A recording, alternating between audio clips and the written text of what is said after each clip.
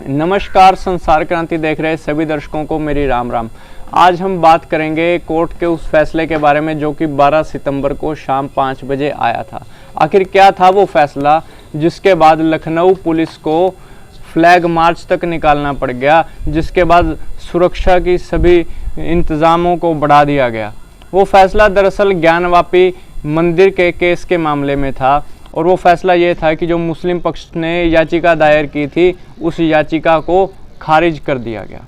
दरअसल 4 महीने पहले 4 हिंदू औरतों ने एक याचिका लगाई थी कि वो उस मस्जिद के अंदर, जिसको ज्ञानवापी मस्जिद के नाम से फ़िलहाल जाना जाता है, उस मस्जिद के अंदर एक दीवार है जिसके ऊपर बताया जाता है कि श्रृंगार गौरी माता जी की तस्वीर बनी हुई है, उसके ऊपर कलाकृति बनी हुई है।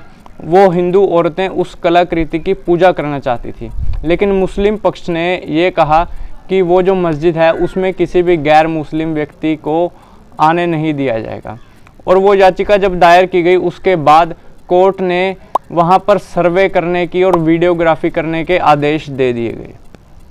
और जब सर्वे की रिपोर्ट आई तो उस रिपोर्ट में कुछ ऐसी चीज़ें मिली जो कि होश उड़ा देने वाली थी, जो कि आपको हैरान कर सकती हैं।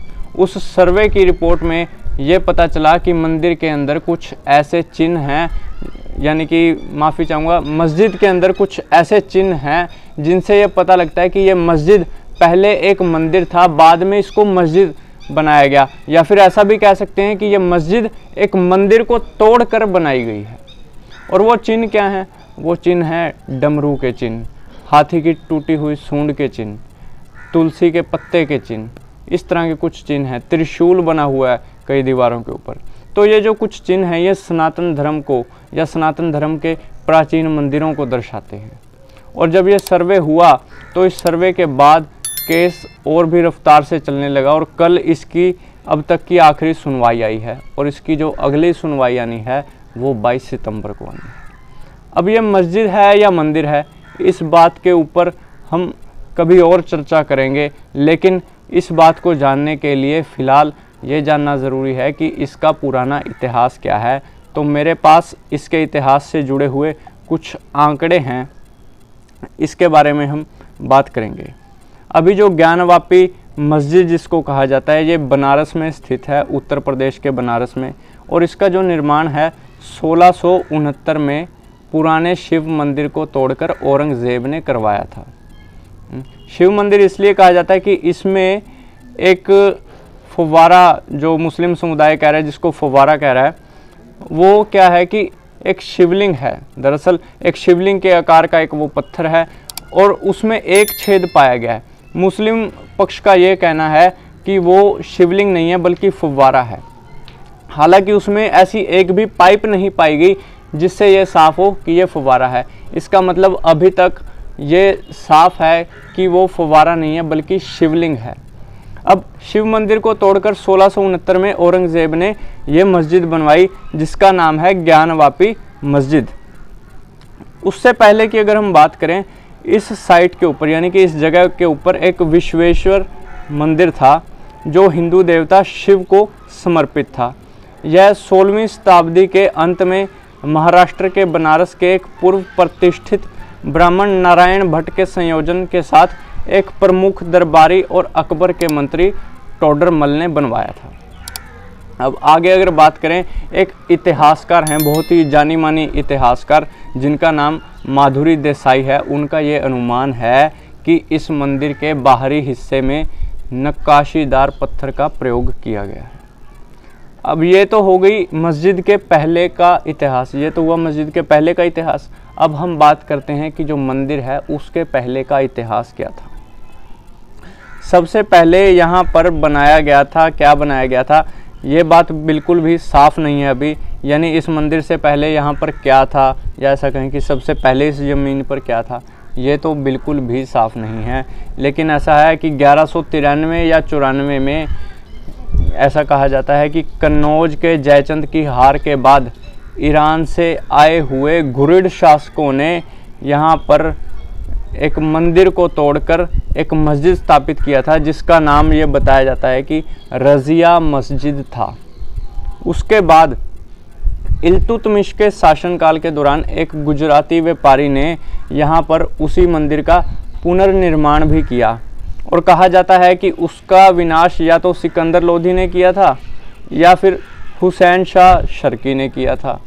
दोनों में से किसने किया था ये बिल्कुल भी साफ नहीं है। और उसके बाद यानी कि उसके कुछ ही सालों बाद जब अकबर का शासनकाल चल रहा था, राजा मान सिंह ने मंदिर का पुनर्निर्माण करवाया ना। राजस्थान के राजा मान सिंह ने अपना जो शासनकाल के अंदर इसका पुनर्निर्माण कराया, लेकिन ये फिर से औरंगजेब के तीव्र धार्मिक उत्साह का शिकार हो गया। अब मार्च 1959 में यानी कि आज़ादी के बाद के अगर हम कुछ इवेंट्स की बात करें, मार्च 1959 में हिंदू महासभा ने एक बार शिवरात्रि के अवसर पर यहाँ पर रुद्राभिषेक समारोह का आयोजन किया, जिसके बाद कुछ लोगों को जेल में भी जाना पड़ा। कुछ लोग 6-6 महीने की सज़ा काट कर आए थे। और ऐसे ही कुछ इवेंट्स होते रहे, कुछ लोग जेल जाते रहे। कई बार अभियान चलाया गया इसका नाम बदलने का, है ना, या इसको मंदिर घोषित करने के लिए अनेक बार कोशिशें करी गई। अब 1984 से विश्व हिंदू परिषद और हिंदू राष्ट्रवादी संघ परिवार के अन्य तत्वों ने हिंदू मंदिर को तोड़कर बनाई गई मस्जिदों को पुनः प्राप्त करने के लिए एक राष्ट्रव्यापी अभियान चलाया था।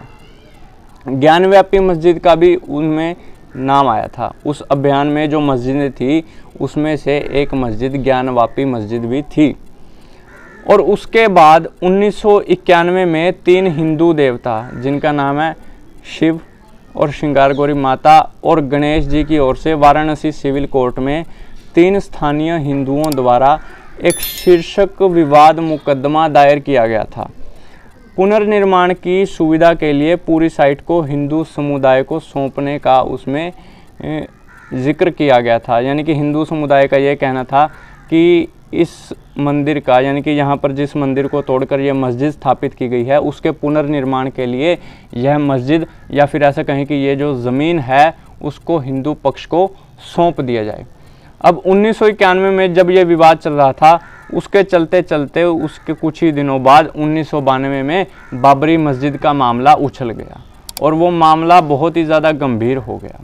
और वो राम मंदिर का जो मामला था, राम मंदिर बाबरी मस्जिद का मामला, वो सालों साल चलता गया और अभी कुछ ही साल पहले यानी कि 1-2 साल पहले हाल ही में उसका फ़ैसला ये आया कि वहाँ पर राम मंदिर बनाने की अनुमति दे दी गई। उसके बाद 12 मई 2022 को वाराणसी सिविल कोर्ट में ये अपील की गई थी कि इस मंदिर के एक दक्षिणी दीवार पर श्रृंगारगौरी माता की मूर्ति बनी हुई है, जिसकी पूजा अर्चना करने के लिए हिंदू लोगों ने ये याचिका दायर की थी, जिसके बारे में हम अभी थोड़ी देर पहले बात कर रहे थे। और उसके बाद सर्वे किया गया तो पता चला कि यह पहले मंदिर ही था। अगर यहाँ पर मंदिर ही था तो ये सोचने वाली बात है कि वो लोग कौन हैं जो औरंगज़ेब के बनाए हुए मस्जिद को बचाने के लिए अपना पूरा जोर लगा रहे हैं। औरंगज़ेब था कौन जिसने हमारे देश में सभी गैर मुस्लिम समुदायों का जीना मुश्किल कर दिया, और उसी औरंगज़ेब को आप इतनी महानता दे रहे हो कि उसकी बनाई हुई इमारतें आपके लिए इतनी ज़रूरी होगी जितने ज़रूरी कि आपका देश का इतिहास नहीं है, आपके देश के राजा महाराजा नहीं है। तो क्या होगा इसका अगला फैसला जो कि 22 सितंबर को आने वाला है, ये देखने के लिए जुड़े रहिए संसार क्रांति के साथ। मैं हूं प्रदीप कुमार। राम राम।